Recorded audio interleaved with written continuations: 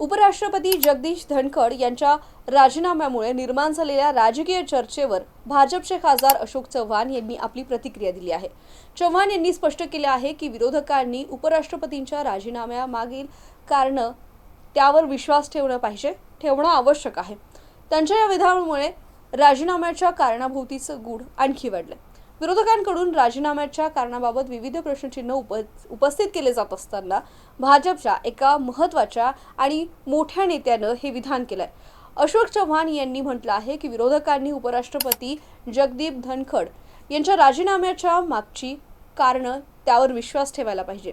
या प्रतिक्रियेमुळे राजकीय वर्तुळात या विषयावर सर्वाधिक चर्चा होण्याची शक्यता आहे। उपराष्ट्रपतींच्या राजीनाम्याचे कारण सार्वजनिकरित्या स्पष्ट केलं गेलं असताना भाजपच्या खासदारांना विरोधकांना विश्वास ठेवण्याचं आवाहन केलं।